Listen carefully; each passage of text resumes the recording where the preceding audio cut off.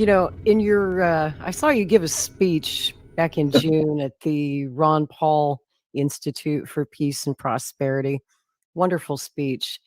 And you said, and I'm quoting here, Putin don't bluff. Putin don't bluff. Putin don't bluff. Would you elaborate a little bit for our audience and those who missed that excellent speech you gave on what you meant by that? Well, I'm sure everybody who's watching your show is probably internet savvy, and there's a meme. I think that's what you call it, a meme, M-E-M-E, a meme. Honey badger don't give a, and it shows the picture of the honey badger, and that's exactly right. Honey badger don't give a shit. It's like, it's off honey badger, he's going to come after you. Putin don't bluff. Putin's a honey badger. And what I mean by that is, the Russians, first of all, let me back up for a second. Russia ain't perfect. Russia's got there's a lot of things wrong with it. I think your average Russian would admit that. They would like to be a better country. Everybody would. So I'm not sitting here pretending. I don't have, rose-colored glasses on going, ooh, Russia is so perfect and wonderful. It's not. But Russia's Russia. It's Russia's problem, not my problem. Whatever's going on in Russia, the good, the bad, and the ugly, is Russia's problem. It's Russia's issue. And we also have to recognize that Vladimir Putin is a byproduct of a turbulent decade, the decade of the 90s, where the West collectively stomped on Russia after the end of the Cold War, exploiting them economically, destroying them politically. We accuse Russia of interfering in the 2016 election. Hey, wake up, America. We bought the 1996 election. It's not a secret. Time magazine has it on its cover. Best election money can buy. Our money. We bought it. We kept Yeltsin in power. And so, Putin inherited this disaster that Russia was at the end of the 90s. And he has worked assiduously to restore Russia to a position of authority. But Russia is a very responsible nation. Now, it doesn't mean they're perfect. Again, I'm not pretending they're perfect. But they don't play the games that we play. When the Russia go to the Russian diplomats, you won't see a Russian diplomat pulling a Michael McFaul, who was the former U.S. ambassador to Russia, who recently I think it was even in Canada, I'm not sure, where he had this conference with, I think, Mearsheimer, and was asked a question, and his answer was wishy-washy. The guy said, so basically you lied. You're a U.S. diplomat and you lied. He said, of course we lied. It's the real world. That's what big boys do. We lie. That reminds me of, of course, another great American, and I say that with all sarcasm intended, Mike Pompeo. I knew that was coming. State former director of the CIA, who at a Texas A&M event sort of chuckled. I was the director of the CIA. Man, we give classes on. We lie, we cheat, we steal. That was it ain't funny. nothing to be proud of. It's not anything to be proud of. You won't see the Russians bragging about this. Now, that doesn't mean that the Russians are incapable of subterfuge. That doesn't mean the Russians are incapable of, playing games. All nations are. But the Russians are pretty straightforward. I've dealt with Russian diplomats. I've met Lavrov. Can't say, I know he remembers me, but we weren't equals. He was sort of the ambassador of Russian Federation to the UN, and I was a UN inspector. But, the Russians, if they don't want to say something, they won't say it. They're not going to lie to you. They won't commit to anything. They will move the conversation in another direction. But what the Russians won't do is commit to something and then lie, then withdraw from that. They're very, very straightforward that way. And I bring that up because, in the United States, we have a tendency to view people as if we were looking in a mirror. Meaning that when somebody does that, instead of saying, well, why are they doing that? What are the circumstances that lead them to do that? We go, they're doing that. If I were doing that, that would mean that I'm doing this. And because we're a nation that endorses lying, cheating, stealing, when somebody does something, we just assume that they're lying, cheating, stealing. The Russians A lot of projection. straightforward on just about everything. But when they do draw a line, a red line, their name isn't Barack Obama. You know, you remember Obama's infamous red line in Syria. Thank God he didn't go forward with it. But I mean, Mike, you're the commander in chief of the United States military. You're the leader of the free world, and you establish a red line, and then you just sort of walk away with it from it as if I never said that. I didn't really mean it. Now, who can take you seriously? When Russia says this is our red line, they don't bluff. There's no bluff there. And they were warning us for a long time that Ukraine was a red line. How long, you ask? I knew that was a follow-up question. Well, we know that in 2008, when when NATO invited Ukraine, together with the Republic of Georgia, to join, the Russian response was visceral. So visceral that the U.S. ambassador to Russia at the time, a guy named William Burns, ring a bell? He's the current CIA director. William Burns wrote a memorandum in February of 2009. The title of it was "Niet means niet." No means no. Meaning when the Russians say no on Ukraine, they sort of mean no. And that if we continue to pursue this is in 2009 when he said it, Russia will end up invading Ukraine. And wow, Ukraine will lose the Donbass and Crimea. This was written by a U.S. ambassador in February of 2009. And we're all sitting there going, oh my God, the Russians actually invaded Ukraine and they've taken Crimea and they're taking the Donbass and they're probably going to take more.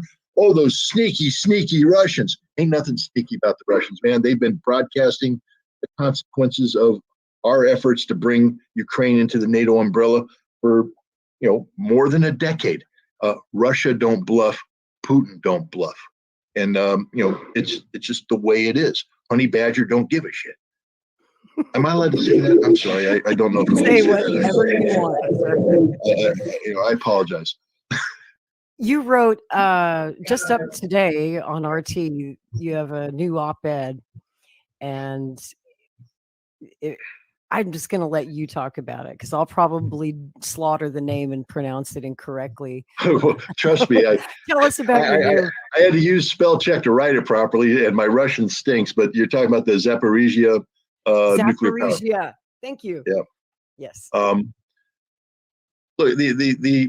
the purpose of the op-ed was to talk about something that's very much on the front page of the news cycle around the world.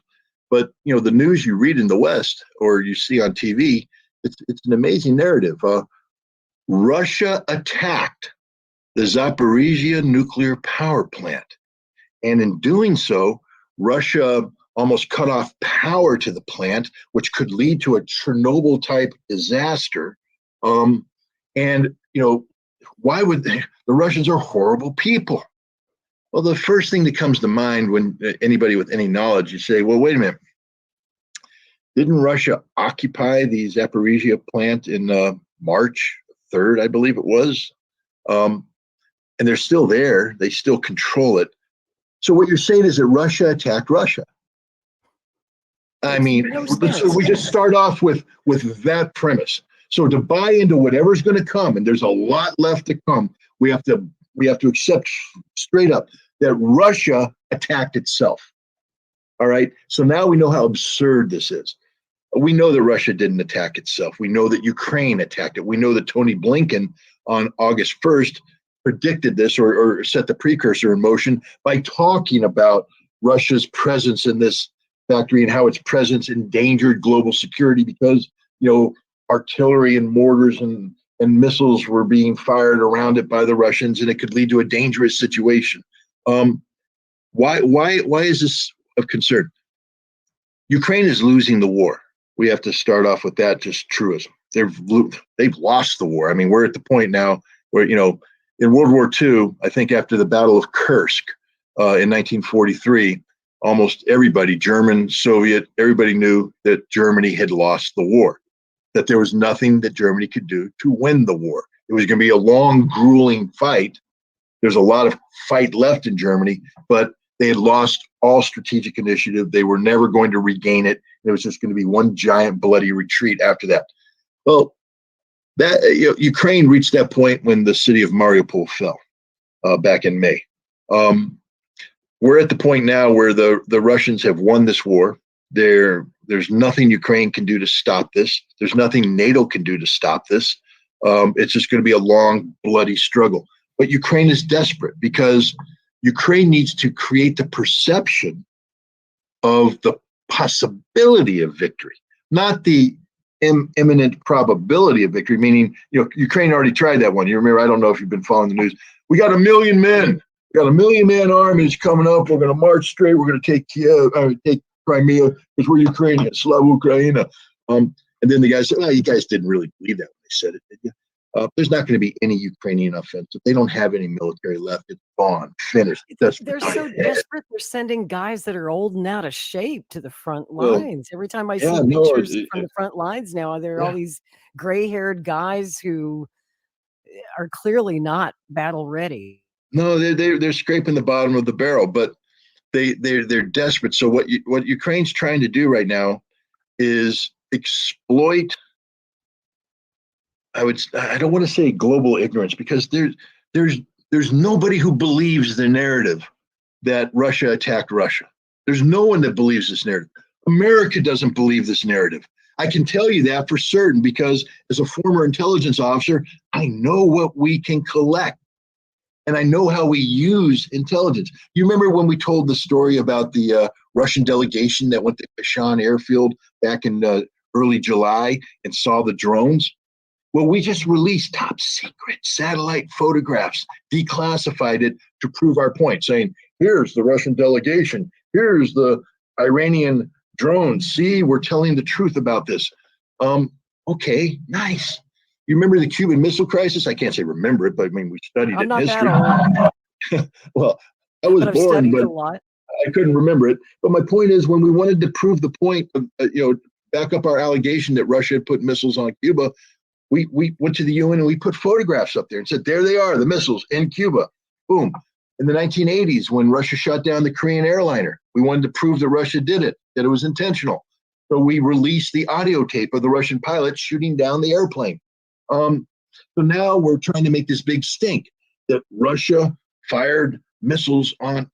And then the other thing that they're saying is that Russia uses the nuclear plant as a nuclear shield, meaning that Russia's putting its artillery and everything in there so they can fire at the Ukrainians, but the Ukrainians can't fire back because the Ukrainians are all God-fearing, pious people that would never do anything like that. And it gives the Russians an advantage.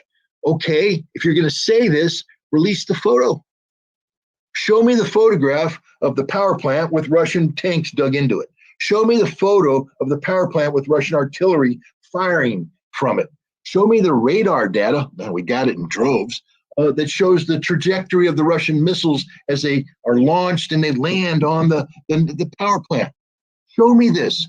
They can't, because it doesn't exist.